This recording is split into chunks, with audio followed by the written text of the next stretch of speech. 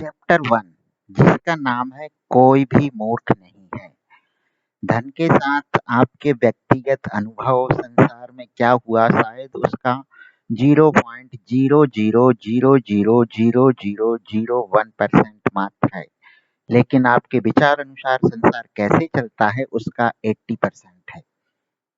मैं आपको एक समस्या के बारे में बताना चाहूँगा। इसे जानकर आप अपने पैसों के साथ क्या करते हैं इस बारे में बेहतर महसूस करेंगे और दूसरे अपने पैसों के साथ क्या करते हैं इस बारे में कम आलोचनात्मक।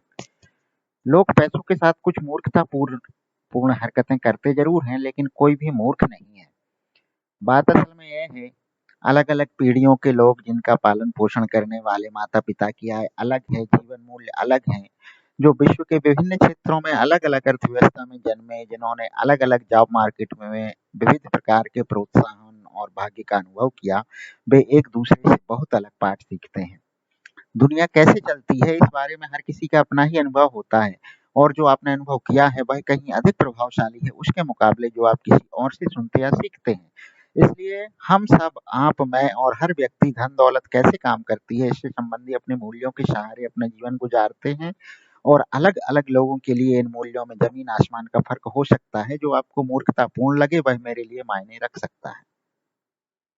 जो व्यक्ति गरीबी में पला बड़ा वह जोखिम और प्रतिफल के बारे में जैसे सोचता है एक समृद्ध बैंकर की संतान चाहे भी तो वैसे ना सोच पाए। एक व्यक्ति जो ऐसे समय में पला बड़ा जब मुद्रास्फीति की दर अधिक थी, उसने वह अनुभव किया जो उस व्यक्ति को नहीं करना पड़ा जो स्थिर कीमतों के बीच पला बड़ा। एक स्टॉक ब्रोकर जिसने महामंदी में अपना सब कुछ गंवा दिया, उसने जो अनुभव किया 1990 के दशक के वैभव में काम करने वाला एक तकनीकी कर्मचारी उसकी कल्पना भी नहीं कर सकता। एक ऑस्ट्रेलियन जिसने 30 वर्षों में कोई आर्थिक मंदी नहीं देखी, उसने कुछ ऐसा अनुभव किया है जो किसी अमेरिकी नागरिक ने कभी नहीं किया। बस इतना ही नहीं, अनुभवों की यह सूची असंख्य है। आप धन दौलत के बारे में कुछ ऐसा जानते हैं जो मैं नहीं जानता और इसका विपरीत भी उतना ही सच है। जिन धारणाओं, उद्देश्यों, पूर्व अनुमानों के साथ आप अपना जीवन जीते हैं वह मुझसे अलग हो सकता है। ऐसा इसलिए नहीं है कि हम में से एक दूसरे से अधिक होशियार हैं या अधिक जानकारी रखता है। ऐसा इसलिए है कि हमारे जीवन अलग-अलग हैं, जो हमारे विविध और बराबरी के ठोस अनुभवों से रचे हैं। धन के साथ आपके व्यक्तिगत अनुभव संसार में क्या हुआ शायद उसका 0.00000001% मात्र है, लेकिन आपके विचार अनुसार संसार कैसे चलता है उसका 80% है।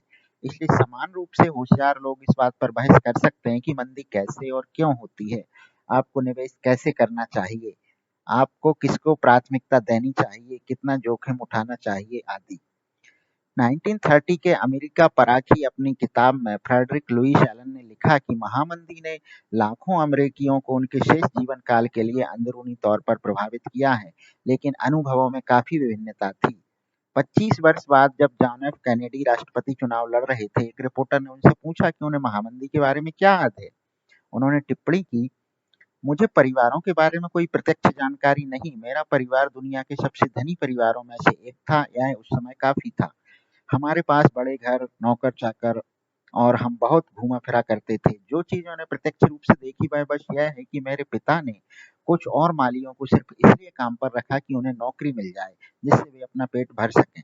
मुझे महामंदी के बारे में कुछ पता नहीं था जब तक मैंने हार्वर्ड में इसके बारे में नहीं पढ़ा।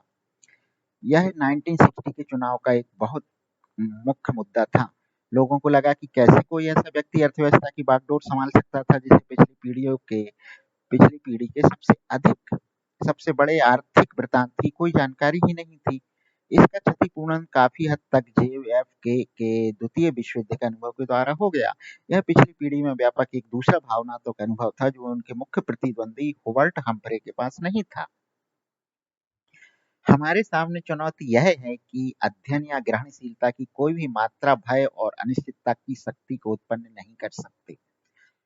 मैं इस बारे में पढ़ सकता हूँ कि महामंदी में अपना सब कुछ गंवा देना कैसा रहा होगा, लेकिन मेरे मन में उन लोगों की तरह भावनात्मक घाव नहीं है जिन्होंने वास्तव में यह अनुभव किया। और कोई ऐसा व्यक्ति जिसने यह सब अनुभव किया यह नहीं समझ सकता कि मेरे जैसा व्यक्ति स्टॉक्स खरीद कर रखने जैसे विषयों में असावधान कैसे हो सकता है। हम दुनिया को बिल्कुल अलग नजरिए से देखते हैं। स्प्रेडशीट बड़ी स्टॉक मार्केट गिरावटों की ऐतिहासिक आवृत्ति का मॉडल पेश कर सकती है, लेकिन स्प्रेडशीट उस भावना का मॉडल पेश नहीं कर सकती जो आप घर पहुंचकर अपने बच्चों की ओर देखकर सोचते हुए अनुभव करेंगी कि आपने ऐसी गलती की है जिससे उनका जीवन प्रभावित हो सकता है। इतिहास पढ़ने से आपको यह ज़रूर लगता है कि आप कुछ जानते हैं, लेकिन जब तक आपने उसे जिया ना हो और उसके नतीजों को व्यक्तिगत तौर पर महसूस ना किया हो, आप उसे इतना नहीं समझ पाएंगे जिससे आपके व्यवहार में बदलाव आ सके।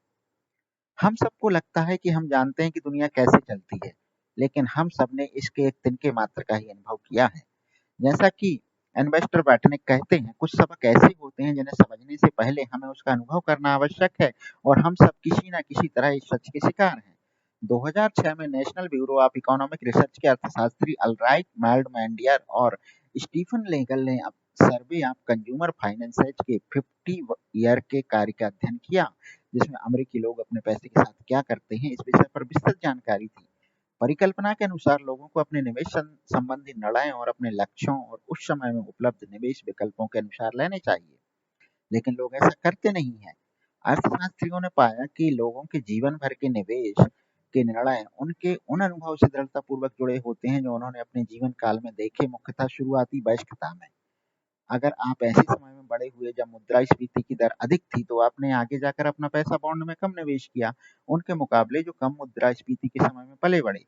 यदि आप ऐसे समय में पले बड़े जब स्टॉक मार्केट मजबूत था, तो आपने आगे जाकर अपना पैसा बॉन्ड में अधिक निवेश किया, उनके मुकाबले जो स्टॉक मार्केट कमजोर होने के समय में पले बड़े। अर्थशास्त्रियों ने लिखा, हमारी खोज दर्शाती है कि एक निवेशक की जोखिम उठाने की स्वेच्छा उसके व्यक्तिगत इतिहास पर निर्भर करती है, ना तो बुद्धिमत्ता, ना शिक्षा और ना ही परिष्करण। मात्र संयोग कि आप कब और कहां जन्मे। फाइनेंशियल टाइम्स ने 2019 में प्रसिद्ध बॉन्ड मैनेजर बिल ग्रॉस का इंटरव्यू किया। ग्रॉस मानते हैं कि आज वे जहां हैं वहां नहीं होते अगर वे एक दशक पहले या बाद में जन्मे होते, लेख का कहना था। ग्रॉस के कैरियर ने ढहती ब्याज दरों के साथ अच्छा मेल खाया, जिसे बॉन्ड की कीमतों को अनुवाद मिल गया। इस तरह की घटनाओं से न सिर्फ आपको मिलने वाले अवसर प्रभावित होते हैं, इससे जब वे अवसर आपकी ओर आते हैं तो उन अवसरों के बारे में आपकी सोच भी प्रभावित होती है। ग्रॉस के लिए बॉन्ड पैसा बनाने की मशीन के समान थे। उनके पिता की पीढ़ी के लिए जो मुद्रास्फीति की ऊंची दर के समय बड़े हुए और उसे झेला, बॉन्ड धन भस्म प्रतीत होंगे। धन दौलत को लेकर लोगों के अनुभवों में जो अंतर है वह छोटा नहीं है, उन लोगों के बीच भी जहां आपको यह अनुभव एक जैसे लगे। अब स्टॉक को ही लीजिए। अगर आपका जन्म 1970 में हुआ, आपकी किशोर अवस्था और युवा अवस्था के समय S&P 50 लगभग 10 गुना बढ़ा, मुद्रास्फीति समायोजित होकर। यह एक अद्भुत प्रतिफल है। अगर आपका जन्म 1950 में हुआ, तो मार्केट आपकी किशोर अवस्था और युवा अवस्था के समय मुद्रास्फीति समायोजित होकर कहीं भी नहीं गया। लोगों के ये दो अलग समूह अपने जन्म का वर्ष अलग होने के कारण स्टॉक मार्केट को लेकर विविध दृष्टिकोण के साथ अपना जीवन गुजारते हैं। यह मुद्रास्फीति, अगर आपका जन्म 1960 में हुआ, आपकी किशोर अवस्था और युवा अवस्था के समय जब आप अपने युवा संवेदनशील वर्षों में अर्थव्यवस्था के ज्ञान का आधार विकसित कर रहे थे, मुद्रास्फीति ने कीमतें 3 गुना बढ़ा दी। यह बहुत होता है। आपको गैस लाइनें और वेतन याद रहते हैं, वेतन जो पिछली बार के मुकाबले और कम दिन चलता है। लेकिन यदि आपका जन्म 1990 में हुआ, आपके पूरे जीवन में मुद्रास्फीति की दर इतनी कम रही कि शायद कभी इसका विचार आपको छूकर भी ना गुजरा हो। मुद्रास्फीति ने आपकी किशोर अवस्था और युवा अवस्था में कीमतों के साथ क्या किया? अमेरिका का राष्ट्रव्यापी बेरोजगार नवंबर 2009 में 10% था, लेकिन 16-19 ईयर के अफ्रीकी अमेरिकी टीनेजर्स के बीच बेरोजगारी दर 49% थी। 45 ईयर से अधिक आयु की कॉकेशियन महिलाएं जिनके पास कॉलेज डिग्री थी, उनके लिए यह दर 4% थी। जर्मनी और जापान में द्वितीय विश्व युद्ध के दौरान स्थानीय स्टॉक मार्केट का पूरी तरह से सफाया हो गया। पूरे क्षेत्र बमबारी से नष्ट हो गए थे। युद्ध के अंत में जर्मन खेतों में मात्र इतना ही अनाज उत्पन्न हो रहा था कि देश के नागरिक प्रतिदिन 1000 कैलोरी का उपभोग कर सकें। अब इसकी तुलना यूएसए से करें, जहां स्टॉक मार्केट 1941 से 1945 के बीच दोगुना से भी अधिक बढ़ गया, और वहां की अर्थव्यवस्था पिछले 2 दशकों में सबसे दृढ़ हो गई। इन दोनों समूह के सदस्यों से कोई ऐसी अपेक्षा नहीं कर सकता कि वे अपना जीवन मुद्रास्फीति के बारे में एक समान दृष्टिकोण के साथ बिताएंगे, या फिर स्टॉक मार्केट या बेरोजगार या आमतौर पर पैसे के बारे में। किसी को भी उनसे वित्तीय जानकारी पर समान रूप से प्रतिक्रिया करने की अपेक्षा नहीं करनी चाहिए। किसी को भी ऐसा नहीं मानना चाहिए कि वे समान प्रेरकों से प्रभावित होते हैं। किसी को भी यह अपेक्षा नहीं करनी चाहिए कि वे एक समान सोच से मिलने वाली सलाह पर विश्वास करेंगे। क्या मायने रखता है, क्या बहुमूल्य है, आगे क्या होने वाला है और आगे बढ़ने का सबसे अच्छा रास्ता कौन-सा है। किसी को भी ऐसी अपेक्षा नहीं करनी चाहिए कि वे इन सब विषयों पर एक-दूसरे से सहमत होंगे। धन-दौलत को लेकर उनकी धारणाएँ अलग-अलग दुनिया में विकसित हुई और जब ऐसा समय होता है धन को लेकर जो धारणा एक समूह को घोर लगे, वह दूसरे के लिए पूरी तरह से मायने रख सकती है। कुछ साल पहले द न्यूयॉर्क टाइम्स ने महाकाय ताइवानी इलेक्ट्रॉनिक्स निर्माता फॉक्सफोन की कार्य स्थितियों पर एक वृत्तांत किया। परिस्थितियां अक्सर घोर होती हैं। पाठक उचित रूप से नाराज थे, लेकिन इस कहानी पर एक दिलचस्प प्रतिक्रिया एक चाइनीज कर्मी के भांजे की ओर से आई, जिसने कमेंट सेक्शन में लिखा था, मेरी आंटी ने कई साल वहां काम किया, जिसे अमेरिकी स्वेट शॉप यानी शोषण करने वाली दुकान कहते हैं। यह बहुत मेहनत का काम था, लंबे घंटे, कम मेहनताना, खराब कार्य परिस्थितियां। क्या आप जानते हैं कि वहां काम करने से पहले मेरी आंटी क्या करती थी? वह एक वेश्या थी। उनकी पुरानी जीवन शैली की तुलना में एक स्वेट शॉप में काम करने का विचार मेरे अनुसार एक सुधार है। मैं जानता हूँ कि मेरी आंटी कुछ चिल्लर के लिए कई पुरुषों द्वारा अपने शरीर का शोषण करने के बजाय कुछ डॉलर के लिए किसी दुष्ट पूंजीपति मालिक के हाथों शोषित होना पसंद करेंगी। इसलिए मैं बहुत से अमेरिकियों की सोच से नाराज हूँ।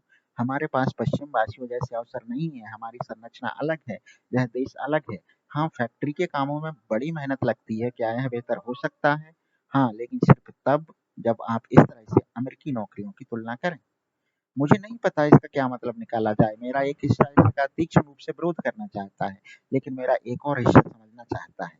लेकिन मुख्यतः यह एक उदाहरण है कि किस प्रकार अलग-अलग अनुभव किसी विषय पर इतनी विविध धारणाओं को जन्म देते हैं कि एक गुट को सहज ही लगता है कि सब ब्लैक या व्हाइट होना चाहिए। धन दौलत को लेकर जब भी लोग कोई डिसीजन लेते हैं, उस क्षण में उपलब्ध जानकारी को अपने अद्वितीय दिमागी मॉडल में डालते हैं, जो उन्हें यह बताता है कि दुनिया कैसे चलती है और इसके आधार पर उस डिसीजन को करेक्ट बताते हैं।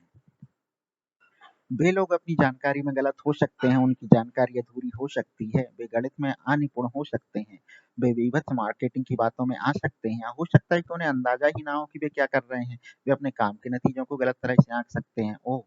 क्या ऐसा नहीं हो सकता? लेकिन हर वह डिसीजन जो लोग लेते हैं, वह उनके लिए मायने रखता है और उनके अनुसार सभी आवश्यक पहलुओं की पूर्ति करता है।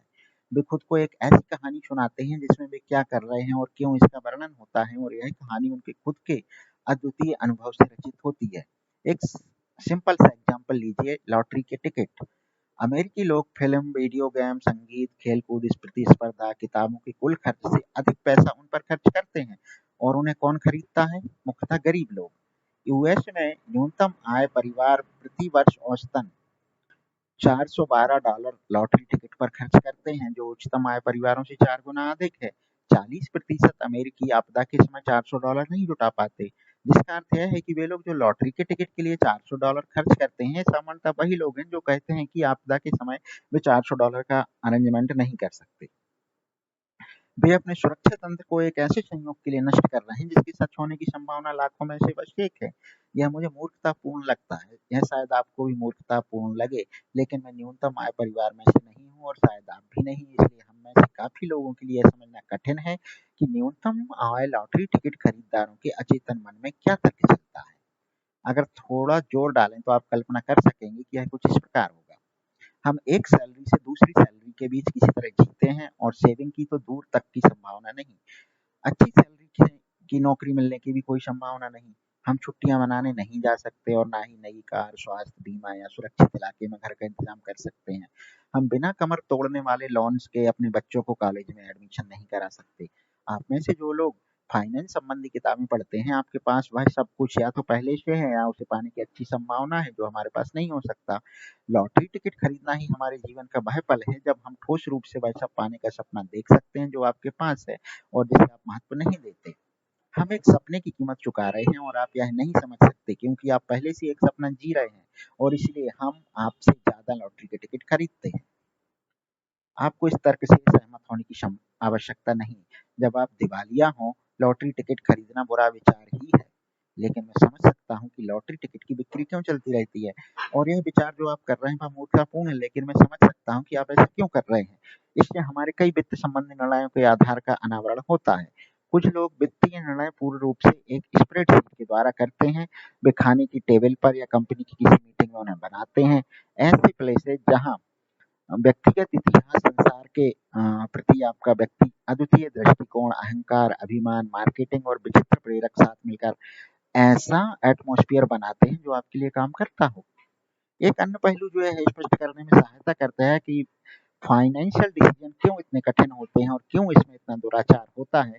यह समझना है कि यह सब्जेक्ट काफी नया है। धन दौलत तो काफी समय से हमारे चारों ओर है। ऐसा माना जाता है कि लीडिया जो अब तुर्की का भाग है, वहां के राजा एलिएटस ने 600 ईसा पूर्व में पहली आधिकारिक मुद्रा बनाई। लेकिन वित्तीय निर्णयों का आधुनिक आधार बचत और निवेश ऐसी संधारणाओं पर आधारित है जो अभी नवजात है। अब रिटायरमेंट को ही लीजिए। 2018 के अंत में यूएस के रिटायरमेंट अकाउंट में $27 ट्रिलियन की राशि थी, जिसके अनुसार यह आम निवेशकों की बचत और निवेश निर्णयों का मुख्य चालक था। लेकिन सेवानिवृत्त होने की पूरी संधारणा अधिक से अधिक 2 पीढ़ी पुरानी है। द्वितीय विश्व युद्ध से पहले अधिकांश अमेरिकी अपनी मृत्यु तक काम किया करते थे। यह अपेक्षा भी थी और वास्तविकता भी। 1940 तक 65 साल और उससे अधिक के पुरुषों की श्रमिक वर्ग में भागीदारी दर 50% थी। सामाजिक सुरक्षा ने इसे बदलने का प्रयास किया, लेकिन इसकी शुरुआती लगभग एक समुचित पेंशन की तुलना में कुछ खास नहीं थे। जब एडामा फुलर ने 1940 में अपना पहला सामाजिक सुरक्षा चेक कैश कराया, उसका मूल्य $22.54 था। मुद्रास्फीति से समायोजित होकर $14 और 1980 तक पहुंचने के बाद ही सेवानिवृत्त लोगों के लिए औसत सामाजिक सुरक्षा चेक बढ़कर $1000 पर मंथ हुआ। मुद्रास्फीति से समायोजित होने के बाद सेंसस ब्यूरो के अनुसार 65 साल से अधिक आयु के एक चौथाई अमेरिकी 1960 दशक के अंत तक गरीबी में जी रहे थे। ऐसी एक प्रचलित धारणा है कि सभी को निजी पेंशन मिला करती थी, लेकिन यह बेतहाशा रूप से अतिशयोक्तिपूर्ण है। एम्प्लॉय बेनिफिट रिसर्च इंस्टीट्यूट के अनुसार 65 साल या उससे अधिक आयु के लोगों में से सिर्फ एक चौथाई को 1975 में पेंशन आय मिला करती थी। उस भाग्यशाली अल्पसंख्यक वर्ग में घरेलू आय का मात्र 15% पेंशन से आता था। 1955 में न्यूयॉर्क टाइम्स ने सेवानिवृत्त होने की बढ़ती लालसा और संतत असमर्थता के बारे में लिखा। एक पुरानी कहावत को अलग तरह से व्यक्त करें तो सेवानिवृत्ति के बारे में सभी बात करते हैं, लेकिन बहुत कम ही इस बारे में कुछ करते हैं। 1980 तक यह धारणा सुदृढ़ नहीं हुई थी कि हर कोई रिटायरमेंट के योग्य है और हर किसी को एक गरिमापूर्ण रिटायरमेंट मिलनी चाहिए। और तब से लेकर उस गरिमापूर्ण रिटायरमेंट को पाने का उपाय यही अपेक्षा रही कि हर कोई अपनी खुद की आय से बचत करके उसे निवेश करे। मैं फिर से दोहराना चाहूंगा कि यह विचार कितना नया है। 401 के अमेरिकी सेवानिवृत्ति के बचत माध्यम का आधार 1978 तक अस्तित्व में नहीं आया था। रोथ IRA 1978 तक नहीं जन्मा था। अगर यह एक व्यक्ति होता तो अब तक मुश्किल से मद्यपान करने की आयु तक पहुंचा होता। किसी को भी इससे अचरज नहीं होना चाहिए कि हम में से काफी लोग सेवानिवृत्ति के लिए बचत और निवेश में अच्छे नहीं हैं। हम मूर्ख नहीं हैं, हम सब बस नौसिखिए हैं। कॉलेज के लिए भी यही लागू होता है। 25 साल से अधिक उम्र के अमेरिकियों में स्नातक डिग्री रखने वालों की संख्या 1940 में 20 में से 1 से भी कम के मुकाबले 2015 में 4 में से 1 तक पहुंच चुकी है। इस समय के दौरान औसत कॉलेज ट्यूशन में मुद्रास्फीति से समायोजित होकर लगभग 4 गुना की बढ़ोतरी हुई। कुछ इतना बड़ा और महत्वपूर्ण जितने इतने कम समय में समाज को इतने गंभीर रूप से प्रभावित किया है, उससे पता चलता है कि उदाहरण के तौर पर पिछले 20 वर्षों में लोगों ने विद्यार्थी ऋण को लेकर इतने खराब डिसीजन क्यों लिए हैं। हमारे पास दशकों का एकत्रित अनुभव तक नहीं है जिससे हम सीखने का प्रयत्न मात्र भी कर सकें। हम बस जुगाड़ करके काम चला रहे हैं। सूचकांक कोष पर भी यह लागू होता है, जिसे शुरू हुए अभी 50 वर्ष भी पूरे नहीं हुए। बचाव कोष का भी यही हाल है, जो अब से 25 वर्षों पहले तक शुरू भी नहीं हुए थे। यहाँ तक कि उपभोक्ता ऋण का व्यापक प्रयोग जैसे बंधक क्रेडिट कार्ड और कार लोन द्वितीय विश्व युद्ध के बाद तक भी शुरू नहीं हुए थे, जब तक GI बिल ने लाखों अमेरिकी नागरिकों के लिए ऋण देना आसान नहीं किया। कुत्तों को 10,000 वर्ष पहले पालतू बनाया गया था, लेकिन वे अपने प्रचंड पूर्वजों का कुछ बर्ताव अब तक बनाए रखे हैं। और हम, जिन्हें आधुनिक फाइनेंशियल सिस्टम में मात्र 20 से 50 साल का अनुभव है और फिर भी बखूबी अनुकूलित होने की आशा करते हैं। एक ऐसे विषय के लिए जो भावना बनाम तथ्य से इतना प्रभावित है, यह एक समस्या है। और इससे यह समझने में भी मदद मिलती है कि हम हमेशा धन दौलत के साथ वैसा क्यों नहीं करते जैसा हमें करना चाहिए। हम सब पैसे के साथ कुछ मूर्खतापूर्ण कारनामे करते हैं, क्योंकि हम सब इस खेल में काफी नए हैं। और जो आपको मूर्खतापूर्ण लगे वह मेरे लिए मायने रख सकता है, लेकिन मूर्ख कोई भी नहीं है। हम सब अपने अद्वितीय अनुभव के आधार पर डिसीजन लेते हैं, जो उस क्षण में हमारे लिए मायने रखता है। आइए अब मैं आपको बिल गेट्स के अमीर बनने की कहानी सुनाता हूँ। अगले चैप्टर में। इस चैप्टर को यहीं क्लोज करते हैं।